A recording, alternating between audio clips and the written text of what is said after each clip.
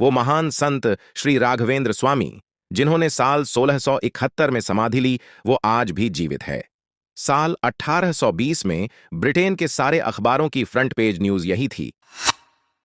बात है दक्षिण के वृंदावन यानी आंध्र प्रदेश के बेल्लारी में स्थित श्री राघवेंद्र मठ की, जिसकी स्थापना मध्व संप्रदाय के प्रमुख आचार्य एवं महान संत श्री राघवेंद्र स्वामी ने 17वीं शताब्दी में की थी। साल 1820 में जब ब्रिटेन का शासन भारत में आया, तब इस मठ की और आसपास के गांवों की सारी भूमि अंग्रेजी शासन के अधीन जब्त करने के आदेश दे दिए गए।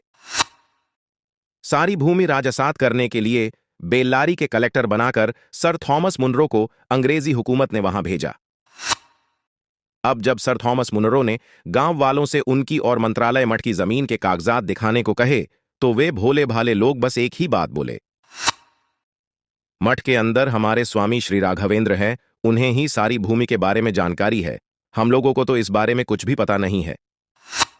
आप अगर मठ के अंदर जाकर प्रार्थना करेंगे तो समाधि में से प्रकट होकर राघवेंद्र स्वामी आपको सब कुछ बता देंगे। ग्रामीणों के ऐसा कहने पर थॉमस ने अपना हैट उतारा, जूते मोजे खोले और हाथ धोकर विधिवत पवित्रता से मठ के भीतर प्रवेश किया। वहां उन्हें स्वामी राघवेंद्र का समाधि स्थल दिखाई दिया, जहां पर वे जमीन पर आसन लगाकर बैठे और प्रार्थना करने लगे। तभी बाहर खड़ीडीडीहे ग्रामीणों ने देखा कि साहस सर थॉमस मुनरो उठ खड़े हुए हैं और किसी अदृश्य शक्ति से बात कर रहे हैं। उन्हें थॉमस की आवाज और भाव भंगिमाएं तो स्पष्ट रूप से दिखी, पर बात किससे हो रही है वो नहीं दिखाई दिया। थोड़ी देर में सर थॉमस बाहर आए और उनके हाथों में कुंकुम चंदन लगे थोड़े से चावल के दाने थे। ग्रामीणों ने जब सब वृतांत पूछा तो उन्होंने बताया, मैंने जब समाधि के आगे सच्चे मन से प्रार्थना की और आप लोगों की मदद की भावना रखी, तब उस समाधि में से एक दिव्य साधु प्रकट हुए। उन्होंने मुझे इस जमीन का सारा इतिहास बता दिया है और आदेश दिया है कि जमीन राजसात नहीं की जाए। जाते जाते प्रसाद स्वरूप ये चावल के दाने भी दिए हैं। ग्रामीणों और मठ के भक्तों के नेत्र सजल।